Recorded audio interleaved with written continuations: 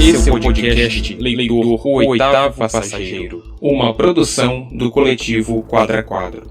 Projeto realizado com recursos da Lei Aldir Blanc, Secretaria da Cultura do Governo do Estado do Espírito Santo, Secretaria Especial da Cultura, Ministério do Turismo, Governo Federal.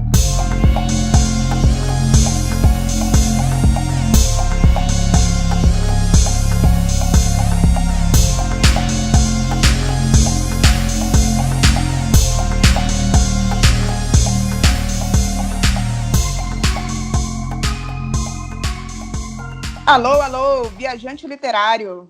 Começa agora o nosso podcast Leitor, o Oitavo Passageiro. Está tudo pronto para o embarque. O podcast, nessa temporada, quer bater um papo com escritores de literatura feita no estado do Espírito Santo. A ideia é conhecer mais sobre quem escreve e publica por aqui. Está curioso sobre o que os capixabas escrevem? Eu sou Franciele Noia e aqui comigo na nave está o Vomir Alcântara. Fala com gente, seu moço, do disco voador. Fala aí, Wolf. Obrigado, Fran. No episódio de hoje, vamos conversar com o Hudson Ribeiro. O Hudson é autor de Lucidez Renitente, Africanta, Algumas Pessoas Sem Palavras e outros livros. Ele é escritor e professor de filosofia. Ou será que ele é professor de filosofia e escritor? Olha, Fran, eu estou achando que esse vai ser um bom tema para o nosso papo com ele. Vou até anotar aqui, hein? É verdade. Professor, escritor, professor. Hudson, obrigada por aceitar o convite. Queremos agradecer por você estar aqui. É um prazer enorme tê-lo no nosso podcast. Por nada, eu que agradeço e parabenizo pela iniciativa.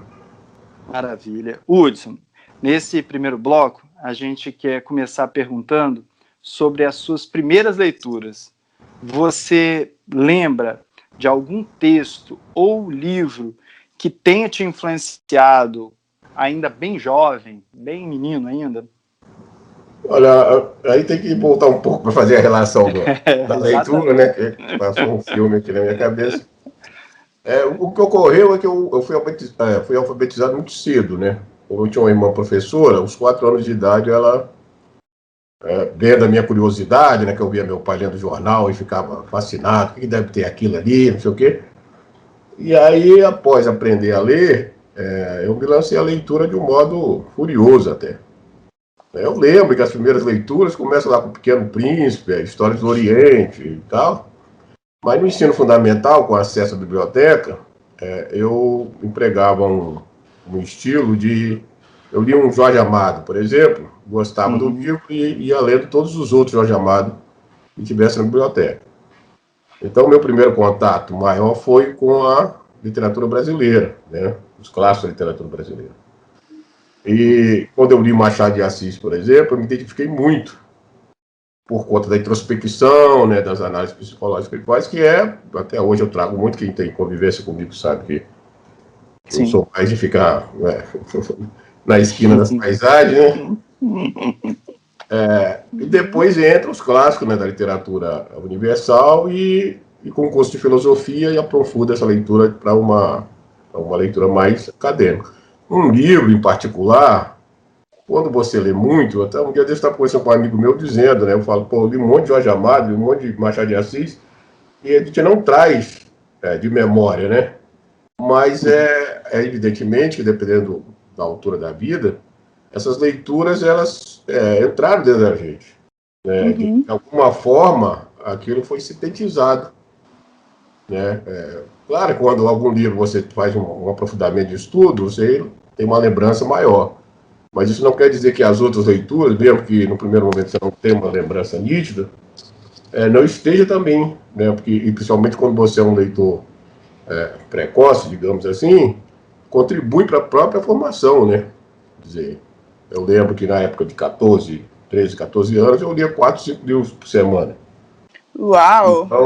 Então você tem, né?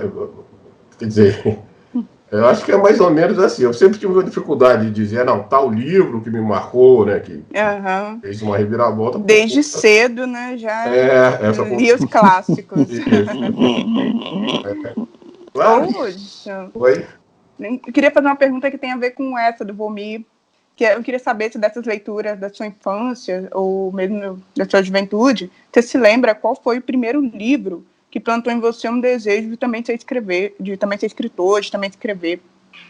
Aí vai cair na mesma coisa. Eu não sei se foi um livro, né? Eu acho que é o livro no geral, né? O fato de você ler, você tem que procurar um canto, né? E ao mesmo tempo é um canto que é respeitado, é diferente de você ficar num canto sem ler. Então você é um diferente que é admitido. Por isso deu uma certa, né? Então, ganhou um aval, né?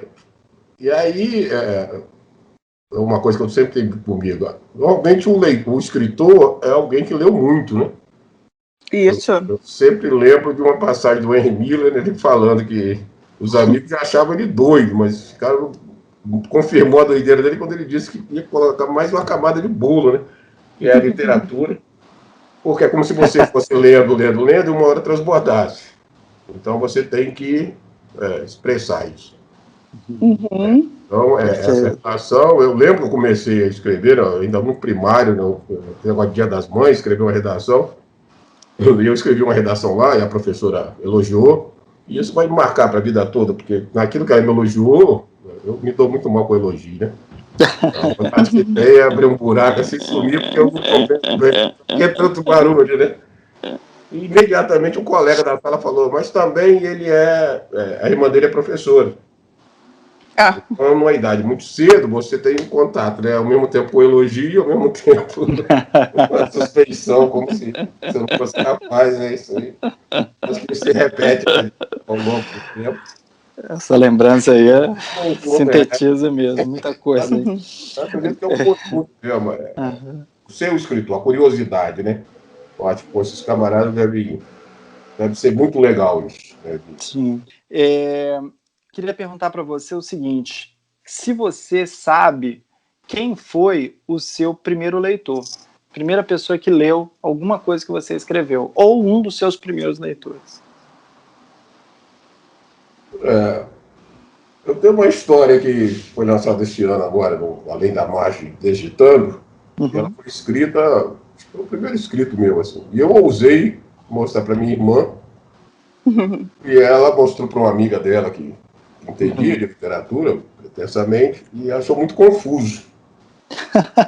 Né? Mas a primeira pessoa que leu algo que eu escrevi e que, na verdade, influenciou decisivamente para eu seguir esse caminho foi a professora Sônia Bunge, no Colégio Americano, né? No antigo Colégio Americano ali para Monfoscoso, e que tinha uma feira de ciência, e ela incentivou, e nós fizemos uma versão mimeografada. O nome do livro é Momento Exato, é uma coleção de, acho que, 12 poemas.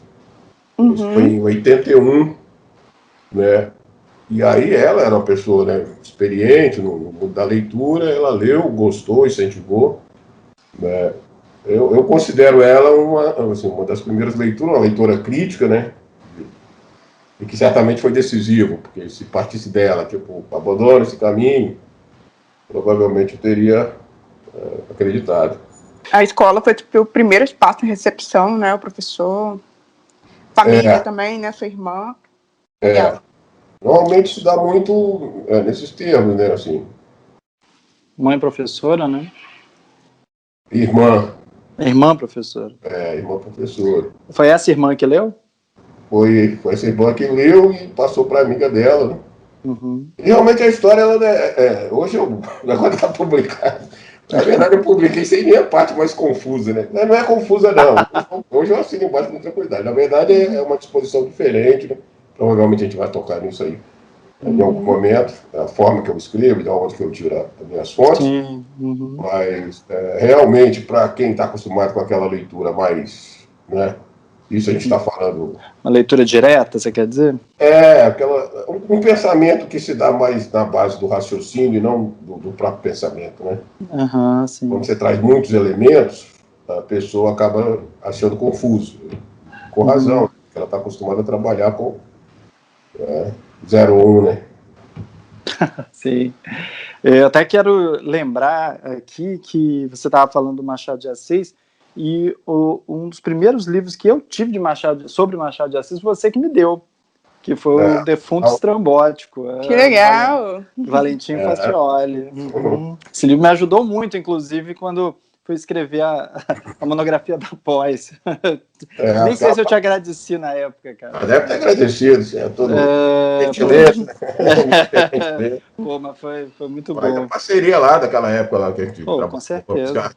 Foi praticamente um Lucidez Renitente, né? É verdade, né? Nossas conversas. Muita conversa ali, foi mesmo. Então... escrevendo como foi diálogo é outra coisa, né? Então, exatamente. Inclusive, a gente vai entrar agora na segunda parte, né, dessa Odisseia, ou melhor, dessa Odisseia. Né? E eu queria até tocar agora no Lucidez Renitente mesmo. Né? Até cheguei a comentar com você em outro momento que tem um texto lá que me fez pensar bastante sobre essa coisa da escrita e da educação. Né? Você é professor e escritor e professor, né?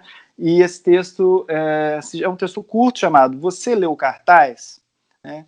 Nele tem uma voz narrativa né, de um professor que reflete sobre como que um cartaz com dizeres que parecem polêmicos, que foi pregado na parede da escola, afeta a vida naquele dia nessa instituição. Né? Eu queria, assim, a gente queria, né, que você falasse um pouquinho dessa experiência, né, de ser uma pessoa da educação, um educador, né, e também um escritor, e como que o professor te influencia na escrita e como que a escrita te influencia como professor. O que você pode falar para a gente em 15 palavras? Estou brincando, tem muitas palavras para falar. Uma pergunta dessa caberia... 10 palavras, resumo. Tentar simplificar, né? 10 laudas. Não. Solta o verbo aí, fala aí. Isso aí não dá para falar em pouco tempo, né? Uma vez eu perguntei ao professor o que tornava qual era a base da excelência de um professor. Ele falou, conhecer o assunto e gostar do assunto. Porque não basta conhecer, porque existem pessoas que conhecem e têm uma extrema dificuldade, porque não gostam. Também não basta gostar, porque tem pessoas que gostam, mas não conhecem. Então, a combinação dos dois, né, e a gente como professor, o sinônimo de professor é paciência. Sim. Né? Então, o escritor ajuda no sentido de eu qualificar o que eu tenho nesse diálogo com os alunos. Né? E o professor ajuda o escritor a dimensionar melhor as inter-relações. Você pediu para não aprofundar muito o lado filosófico. Não, vou procurar falar assim, mas eu estou me referindo a essa entrega mesmo, do aprender, né, do aprender sempre. Não numa relação vertical, a crítica que o Paulo Freire faz, né? Então você está diante de um aluno, evidentemente, daquele assunto ele não sabe, tanto quanto você. Mas isso não implica que você tenha que se colocar numa posição de sabedor, porque, além de aluno, ele é um ser humano. Então, isso, para a literatura, é super importante. Você está preocupado em trazer não apenas uma visão única, né? Você estabelece diálogo, você dá oportunidade para os vários personagens se pronunciarem e tal, fruto dessa relação. A minha matéria filosofia, né, é uma dificuldade muito grande, porque tem vários obstáculos, né, porque é um ramo de conhecimento que exige muitos pressupostos, né, e a maioria dos alunos não possui. Então você tem que fazer um trabalho, você fica diante de dois caminhos, ou você sobe no pedestal e eu sei e você não sabe, ou você faz um outro caminho, que vamos caminhar junto dentro das possibilidades. A minha opção é por esse caminho. Evidentemente, torna muito mais rica a experiência como ser humano, né? Porque tem um porém do professor, porque uma época eu fui professor de reforço escolar. E aí eu aprendi muito o sentido das palavras, de que cada um tem seu tempo de aprendizagem. Né? Quando você traz isso para a literatura, a tendência o que você escreve ficar mais rico. Sim. Nesse sentido, existem escritores que se expressam a partir da própria subjetividade.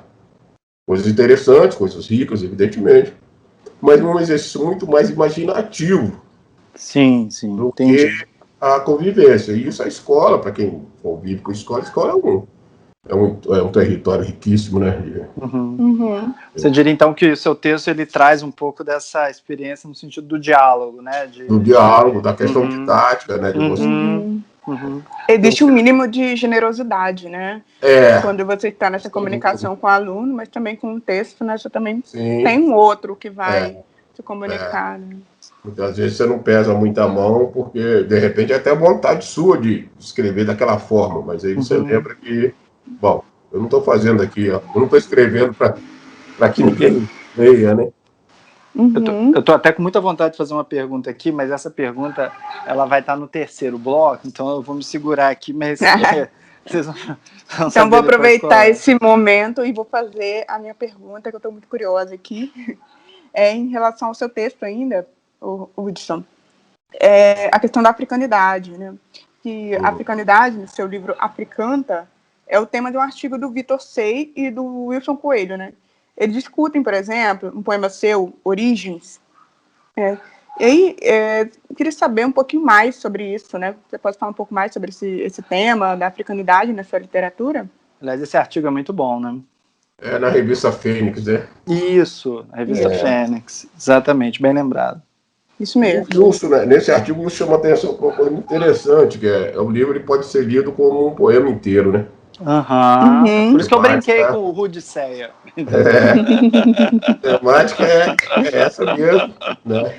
E se originou disso, né? Essa visão da negritude brasileira como sempre algo menor. Então, há muito tempo eu trazia essa ideia comigo, mas em 2015 que aturou bastante para eu apresentar, então, a africanidade de um modo positivo. Né?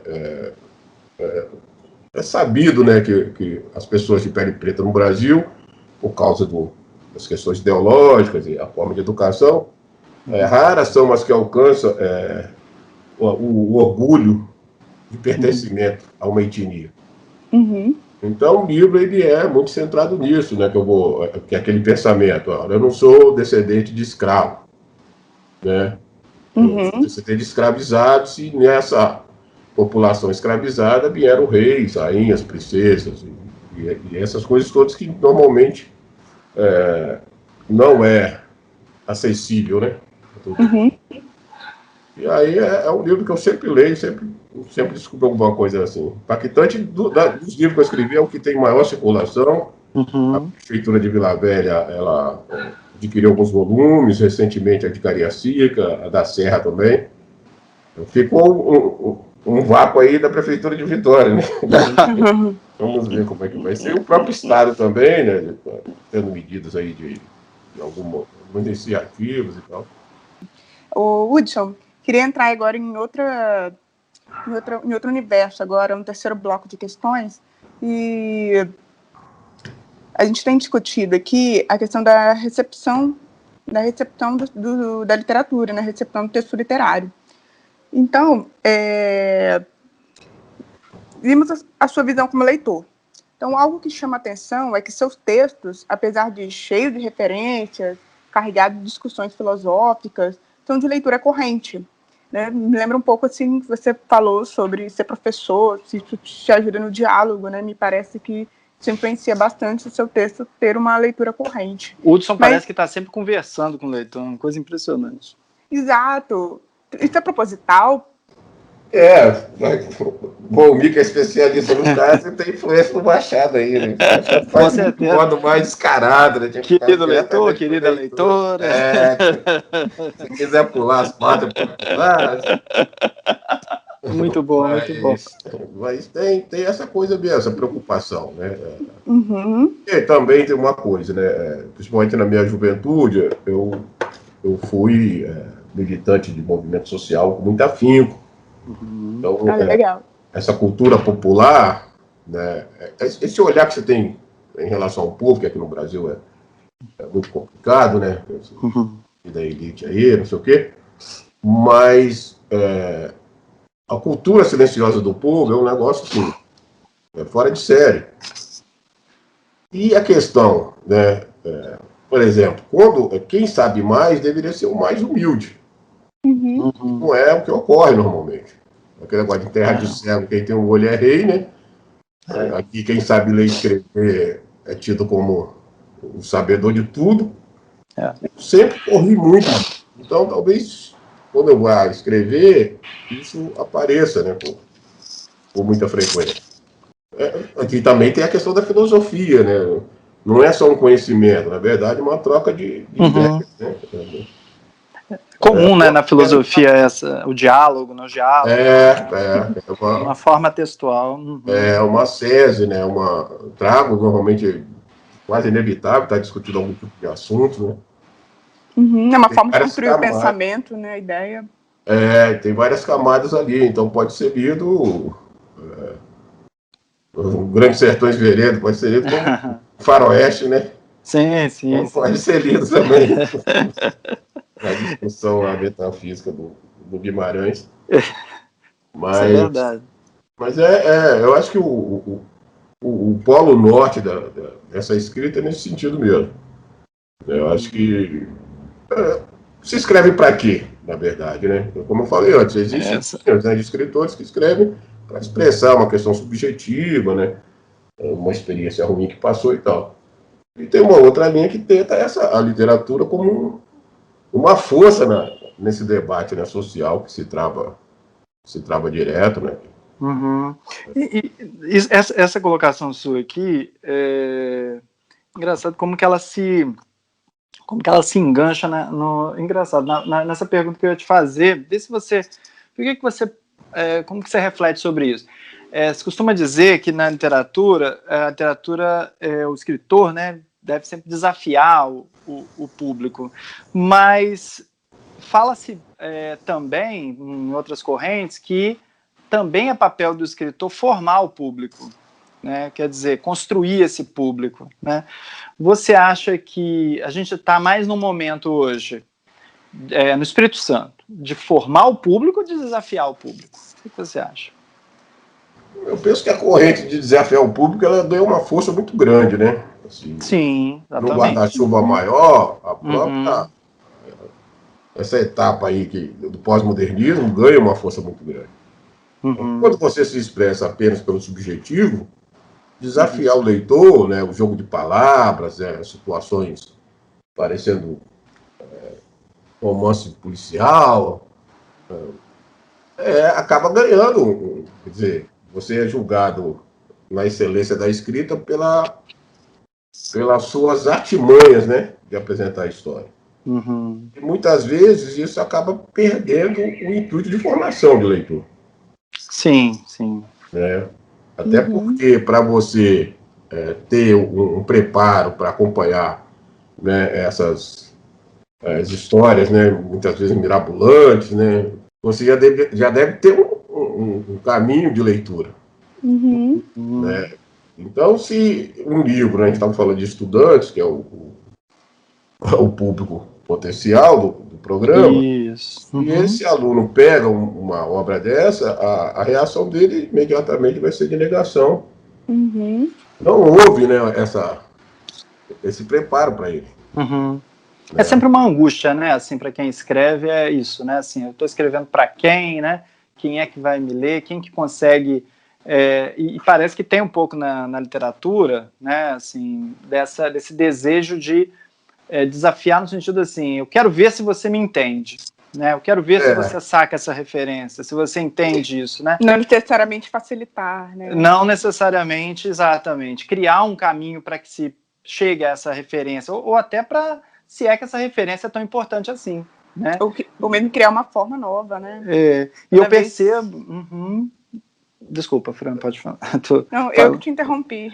Eu fico pensando que o Hudson, o que eu acompanho dele é justamente no sentido, não de facilitar, mas de construir junto com esse leitor, entendeu? Ele está construindo ali, ele não se sente acima. É como um bom professor freiriano seria, eu acho, na escrita, né? Eu disse que é um escritor que está junto ali, parece que está de mãos dadas com esse leitor aí. Isso que eu acho bonito na sua escrita. Até porque o outro caminho, tem alguns escritores que eu admiro, ele se expressa no sentido subjetivo, né? Uma visão que ele tem, pessoal, né? E normalmente o escritor tem muito isso, né? A questão da insociabilidade, né? E então quando ele vai escrever, quando ele cria esses jogos, né? Esses labirintos que são interessantes, tipo a palavra pela palavra, né? Mas também reflete muito a própria vivência do escritor, né? Quando eu fiz essa referência aí de movimentos sociais e tal, porque quando você tem uma experiência de vida socializada, você tem uma outra, né? Todas as vezes eu falo, eu vou escrever uma obra onde o eu vai falar. Mas aí eu começo a escrever, eu acho muito eu só. Solitário, né? Aí pode até servir como ponto de, assim, inicial, mas depois eu vou mudando, vai entrando mais gente, vai entrando mais outras coisas. Sim. E olha, esse podcast está aqui para isso, para juntar mais gente. E a forma final fica sempre essa coisa assim de... É sempre melhor viajar junto, né? Viagem solitária é complicado. Muito. Hudson, Ivomir, queria avisar vocês que agora a gente está chegando ao final do episódio, né? E aí, então, tenho mais uma pergunta para o Hudson, né? Eu vou fazer essa pergunta assim, como professora, que eu conheço muitos colegas que gostam de escrever, colegas que manifestam um desejo de começar a escrever. Já ouvi muito isso. E, então, eu queria pedir, Hudson, que você fizesse, elaborasse para a gente aqui, mandasse uma mensagem para outros professores que também sentem essa pulsão para pôr em palavras as suas experiências profissionais, experiências de vida, mas que ainda não fizeram, ainda não começaram. Você pode deixar uma mensagem? Complicado isso. Aqui é assim, é complicado. Tem que ver uma mensagem, não como prescrição, né, mas como indicação. Uma mensagem de incentivo. Eu acho que primeiro é quebrar aquela ideia de inspiração, né? É um pouco meio romantizado.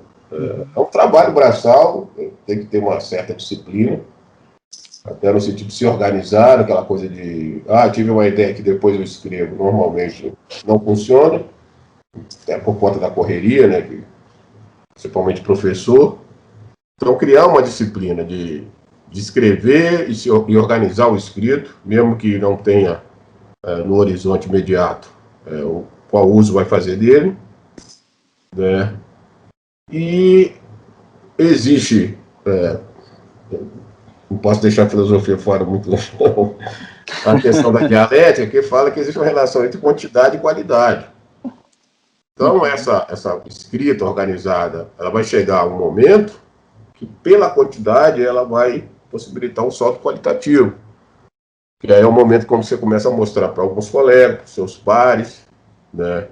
Tem uma outra via também que não pode ser deixada de lado, que é a questão de concursos, ficar atento, questão de concursos, esses editais, concursos de contos, concursos de contos, né? de poesia. A literatura oferece várias vertentes, né? Você tem conto, tem crônica, tem aforismo, tem, né?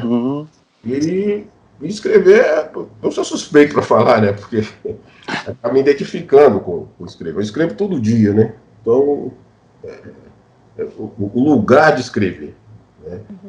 O Drummond falava que a sensação de você ter a folha em branco e não conseguir escrever nada, mas a sensação fica, né? Então, esse lugar de escrita que não deve ser abandonado. Eu vejo muita gente que tem aquela, eu quero escrever, aí depois você encontra com ele depois de um tempo, rasguei, joguei fora, não nasci para isso.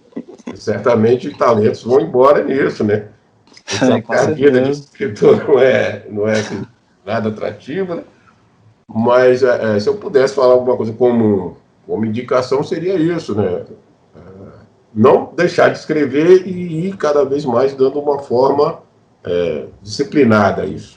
No sentido de escrever e guardar e organizar, agora com as questões aí da da tecnologia, então digitar, abre um arquivo, guarda, né, e mostre, faça circular entre os seus pares, para também ter uma noção, né, de outro olhar sobre o que você escreve. Né. Eu acho que é isso. Perfeito. Obrigada pela mensagem, viu, Hudson? Eu senti bem que foi uma mensagem do professor, escritor, professor. A disciplina para escrita. Tem muito que sair, não. Uma mensagem importante. Escrever também não é só vontade, fundamental. né? Escrever não é só vontade. Mas... Disciplina também. Muito bem, disciplina, obrigada. Senão fica zoando. Disciplina é sério, né? Sim. Demora pra caramba.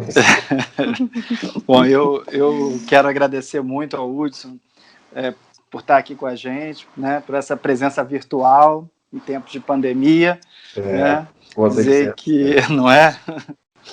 E falar que foi um prazer muito grande bater esse papo com você e que muitos outros venham, né, e que a gente volte a conversar nesse podcast, em outros momentos. E queria até te perguntar, já está escrevendo outro livro? Mas eu estou com 3 livros prontos. Uau! Estou finalizando uma história infantil. Você não brinca não, hein? Eu estou tentando escrever uma. Por isso que eu falei que eu era suspeito de falar disso. É uma máquina de escrita. É uma forma que eu encontrei de me comunicar com o mundo, né? Sim, eu quero ler história infantil depois, hein? Curioso, cara. Estou tentando finalizar aqui. Uhum. Uma coisa bem diferente, pensar o mundo pelo olhar da criança. Com certeza. Um grande desafio mesmo. Mas só para retomar a questão da escrita, que princípio da dedicação que eu falei há pouco, uma vez que nessa correria os diálogos ficam muito impossibilitados, a escrita vem como uma via até de salvação para isso. Perfeito. Você precisa um pouco de silêncio. Você entra no falatório, mas se a pessoa sente, né, o comichão de escrever, é porque ela não está muito satisfeita com esse tipo de falatório. Então ela tem que ir lá pro canto dela, o canto admitido, né, que eu falei lá no início da conversa. Agora não como leitor, mas agora como escritor. E eu acredito, uma vez eu li um cara falando, o mundo vai ser bacana quando todo mundo conseguir escrever uma redação. Opa, bonito. Bacana não no sentido de acesso à escrita, porque escrever dá dor nas costas, né? Eu me conheço. Nem me fala. Saí de uma, mas rapaz. Cada um escreveu, ou seja, eu acredito que aí é um pouco de Bakhtin também, né? Olhar de cada um para o mundo. Então você pegar, todo mundo se expressando, como que cada um percebe, como concebe a realidade tal, seria fantástico. Então, eu acredito que todo mundo tem esse potencial. Né? No meu caso, por linhas tortas, eu acabei, esse potencial praticamente está quase sendo sinônimo meu. Então, até quando eu não estou escrevendo, eu estou escrevendo, né? Mentalmente, eu escrevo o livro, se por mim está aí de prova. Conversas nossas, assim. Com certeza. E agradeço a vocês, parabenizo mais uma vez a iniciativa. Nós que agradecemos, Hudson, muito mesmo, foi ótimo. Hudson, eu agradeço também, eu faço a extensão do agradecimento da Vomir e também quero avisar o público, aqueles que quiserem conhecer mais o trabalho do Hudson Ribeiro, é só consultar o resumo desse episódio, tá bem? A gente deixa ali alguns títulos de livros, links para acesso a mais informações sobre o nosso escritor, Chaba Hudson Ribeiro. Então, gente, a gente encerra por aqui. Até a próxima e partiu! Leitor, o oitavo passageiro tem pauta e apresentação de Franciele Noia e Vomir Alcântara, edição de Felipe Gazzi e produção do Coletivo Quadra Quadra. Projeto realizado com recursos da Lei Aldir Blanc, Secretaria da Cultura do Governo do Estado do Espírito Santo, Secretaria Especial da Cultura, Ministério do Turismo, Governo Federal.